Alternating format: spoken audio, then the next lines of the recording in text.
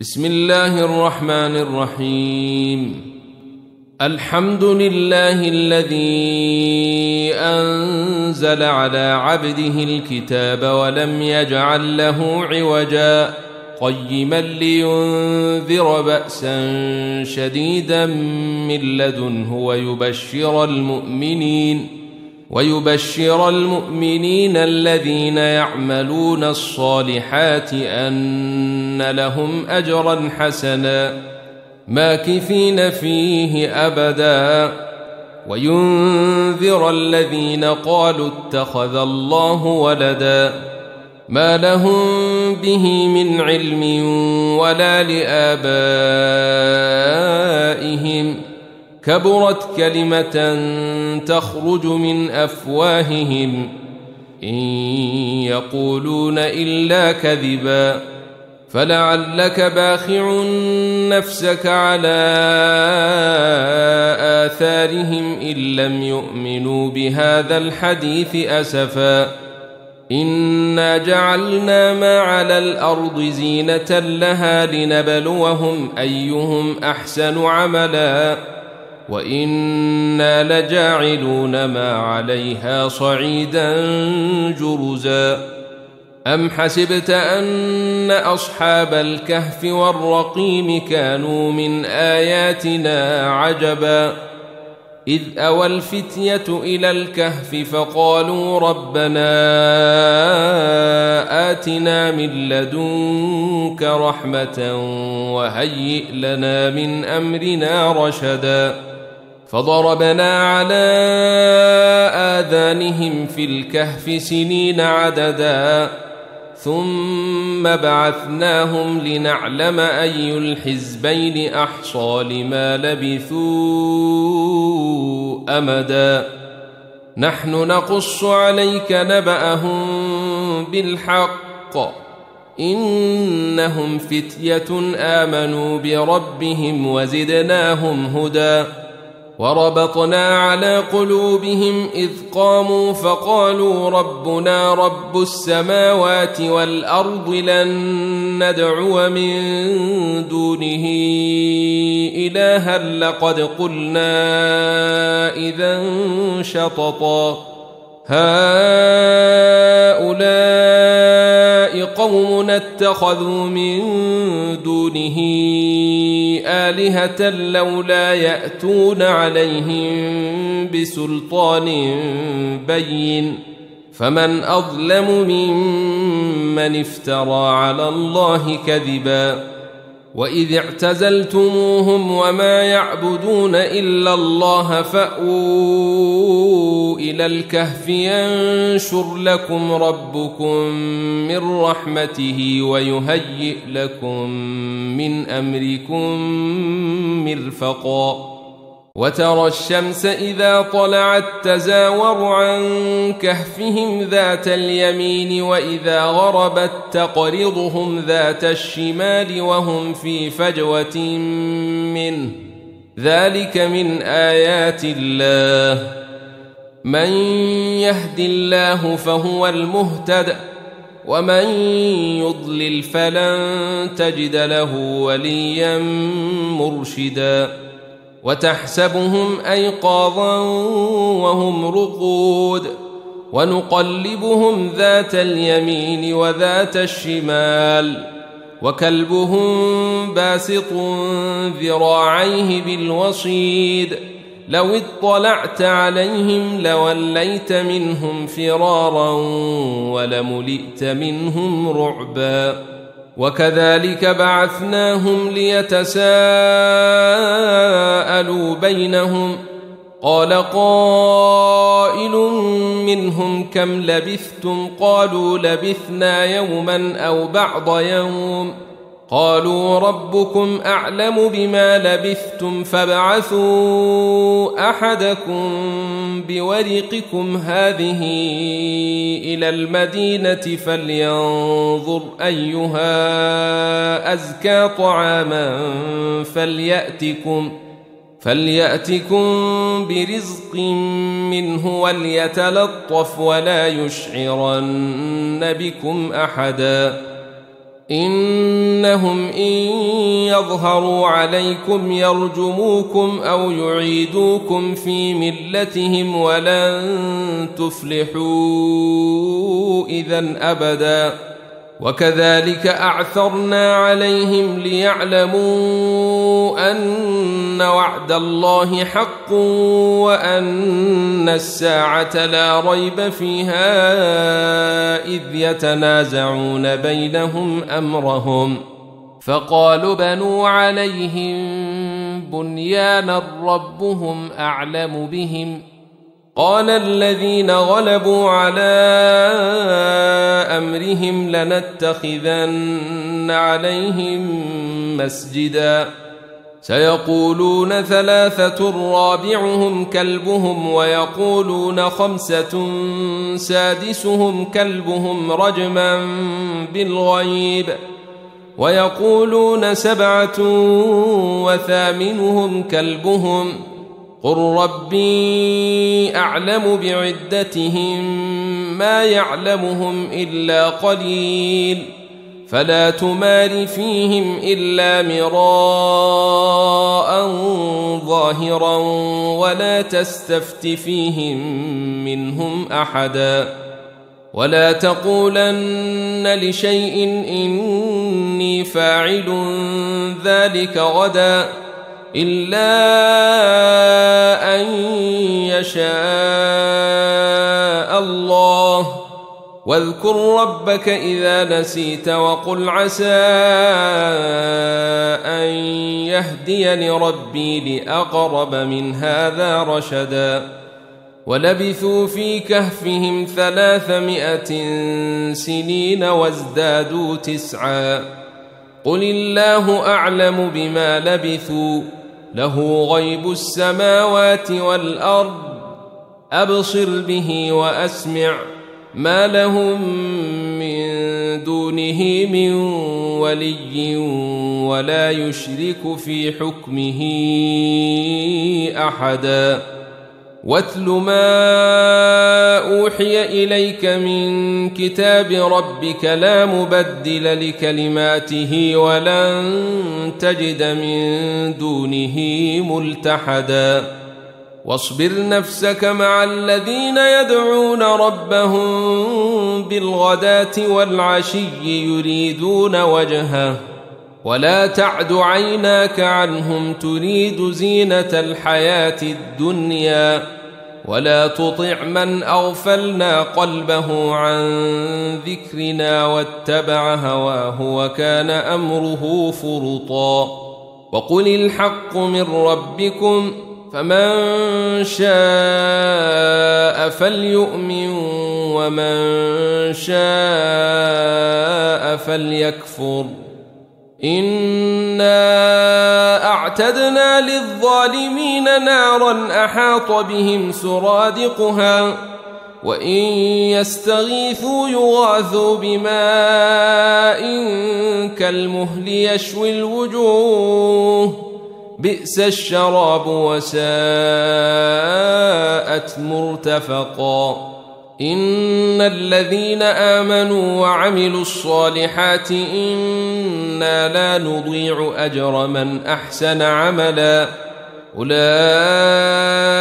لهم جنات عدن تجري من تحتهم الأنهار يحلون فيها من أساور من ذهب ويلبسون ثيابا خضرا من سندس واستبرق متكئين فيها على الأرائك نعم الثواب وحسنت مرتفقا واضرب لهم مثل الرجلين جعلنا لأحدهما جنتين من أعناب وحففناهما بنخل وجعلنا بينهما زرعا كلتا الجنتين آتت أكلها ولم تظلم منه شيئا وفجرنا خلالهما نهرا وكان له ثمر فقال لصاحبه وهو يحاوره أنا أكثر منك مالا وأعز نفرا ودخل جنته وهو ظالم لنفسه قال ما أظن أن تبيد هذه أبدا وما أظن الساعة قائمة ولئن رددت إلى ربي لأجدن خيرا منها منقلبا قال له صاحبه وهو يحاوره أكفرت بالذي خلقك من تراب ثم من نطفة ثم سواك رجلا لكن هو الله ربي ولا أشرك بربي أحدا ولولا إذ دخلت جنتك قلت ما شاء الله لا قوة إلا بالله إن ترني أنا أقل منك مالا وولدا فعسى ربي أن يؤتيني خيرا من جنتك ويرسل عليها حسبانا من السماء فتصبح صعيدا زلقا أو يصبح ماؤها غورا فلن تستطيع له طلبا وأحيط بثمره فأصبح يقلب كفيه على ما أنفق فيها وهي خاوية على عروشها ويقول يا ليتني لم أشرك بربي أحدا ولم تكن له فئة ينصرونه من دون الله وما كان منتصرا هنالك الولاية لله الحق هو خير ثوابا وخير عقبا واضرب لهم مثل الحياة الدنيا كماء إن أنزلناه من السماء فاختلط به نبات الأرض فأصبح هشيما تذروه الرياح وكان الله على كل شيء مقتدرا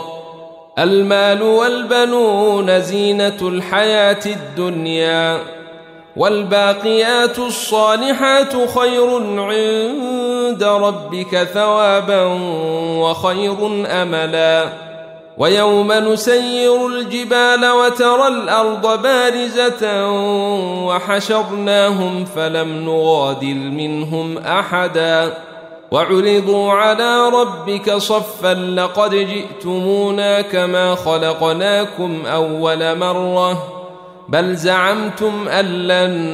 نجعل لكم موعدا ووضع الكتاب فترى المجرمين مشفقين مما فيه ويقولون يا ويلتنا ما لهذا الكتاب لا يغادر صغيرة ولا كبيرة إلا أحصاها ووجدوا ما عملوا حاضرا ولا يظلم ربك أحدا وإذ قلنا للملائكة اسجدوا لآدم فسجدوا إلا إبليس كان من الجن ففسق عن أمر ربه أفتتخذونه وذريته أولياء من دوني وهم لكم عدو بئس للظالمين بدلا ما أشهدتهم خلق السماوات والأرض ولا خلق أنفسهم وما كنت متخذ المضلين عضدا ويوم يقول نادوا شركائي الذين زعمتم فدعوهم فلم يستجيبوا لهم وجعلنا بينهم موبقا ورأى المجرمون النار فظنوا أنهم مواقعوها ولم يجدوا عنها مصرفا ولقد صرفنا في هذا القرآن للناس من كل مثل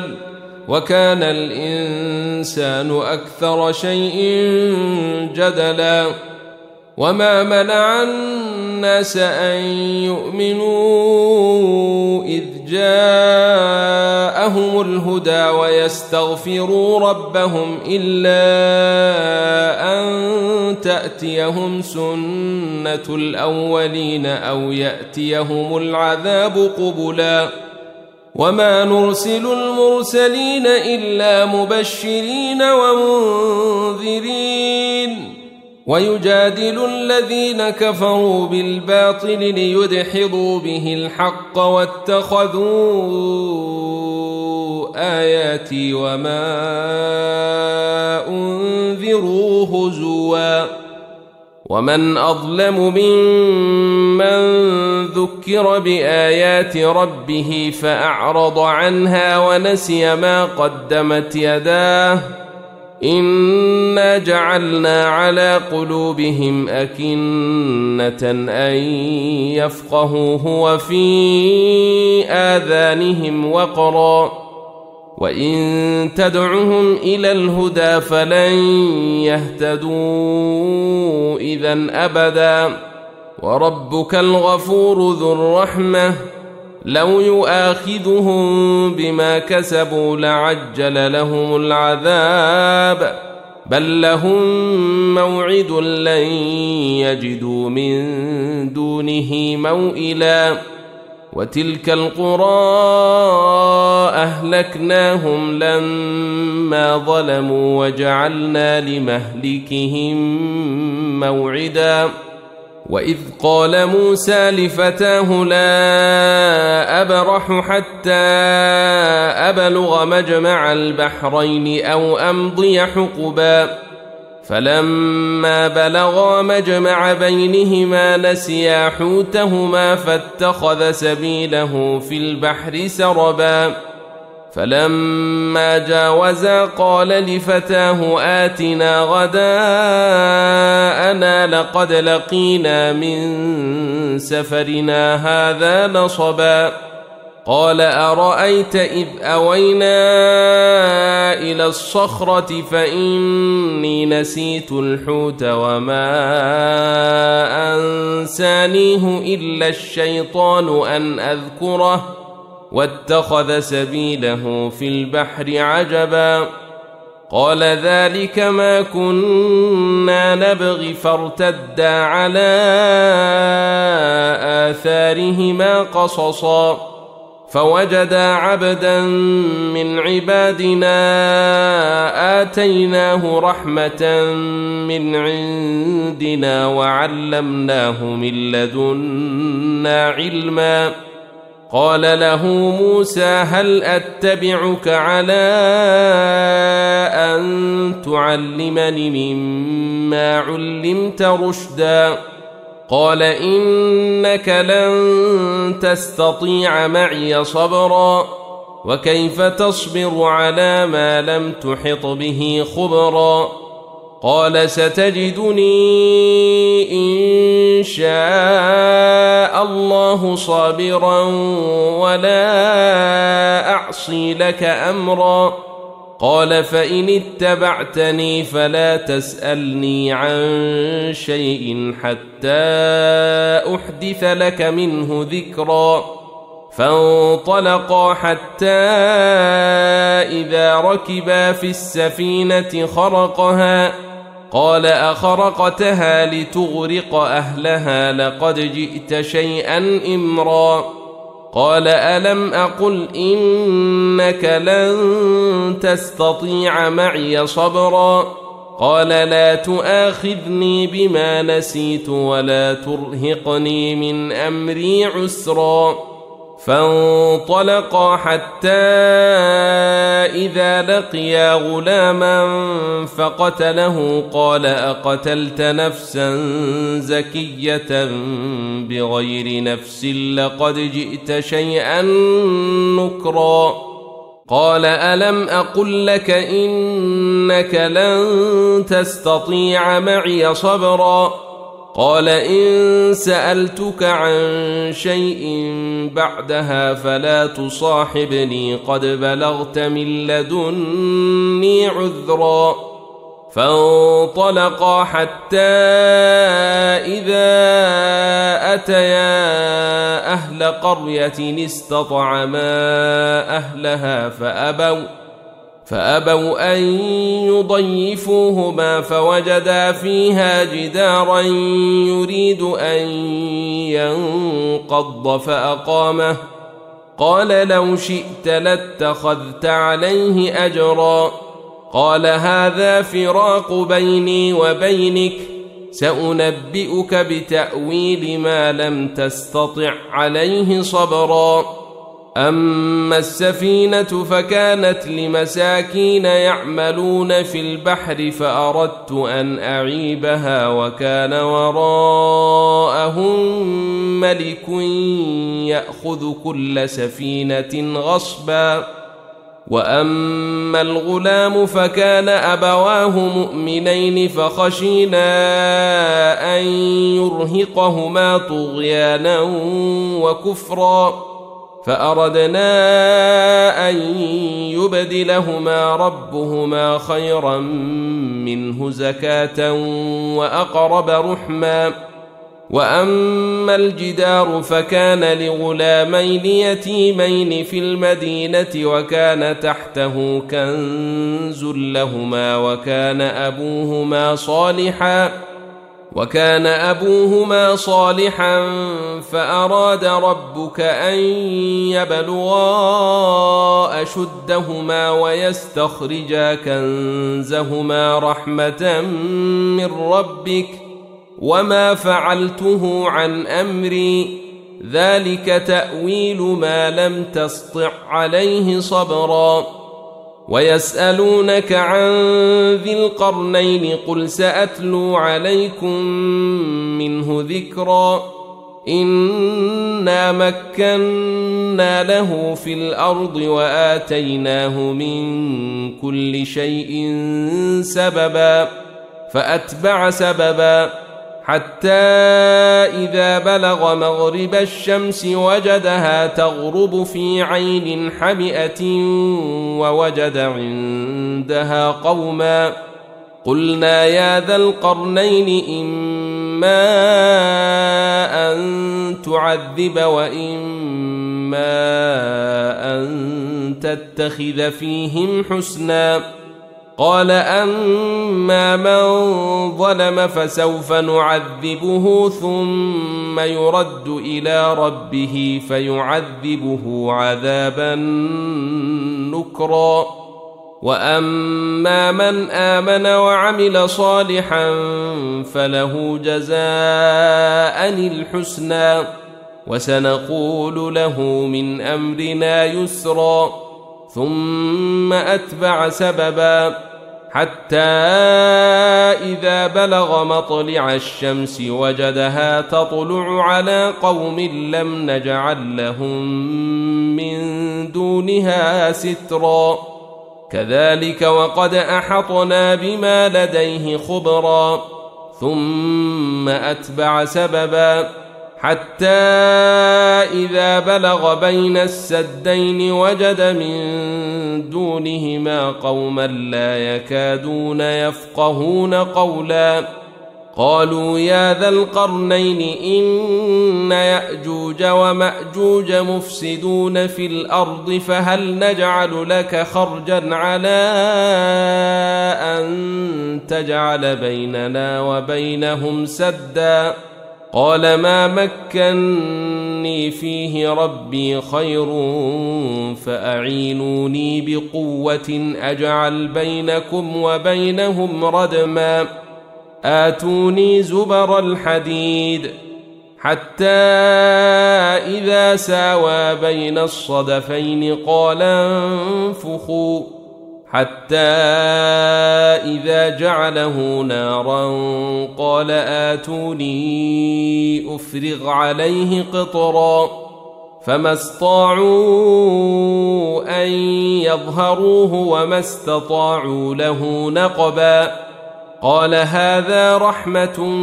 من ربي فإذا جاء وعد ربي جعله دكاء وكان وعد ربي حقا وتركنا بعضهم يومئذ يموج في بعض ونفخ في الصور فجمعناهم جمعا وعرضنا جهنم يومئذ للكافرين عرضا الذين كانت أعينهم في غطاء عن ذكري وكانوا لا يستطيعون سمعا أفحسب الذين كفروا أن يتخذوا عبادي من دوني أولياء إنا أعتدنا جهنم للكافرين نزلا قل هل ننبئكم بالأخسرين أعمالا الذين ضل سعيهم في الحياة الدنيا وهم يحسبون أنهم يحسنون صنعا أولئك الذين كفروا بآيات ربهم ولقائه فحبطت أعمالهم فلا نقيم لهم يوم القيامة وزنا ذلك جزاؤهم جهنم بما كفروا واتخذوا آياتي ورسلي هزوا إن الذين آمنوا وعملوا الصالحات كانت لهم جنات الفردوس نزلا خالدين فيها لا يبغون عنها حولا قل لو كان البحر مدادا لكلمات ربي لنفد البحر قبل أن تنفد كلمات ربي ولو جئنا بمثله مددا قل إنما أنا بشر مثلكم يوحى إلي أنما إلهكم إله واحد فمن كان يرجو لقاء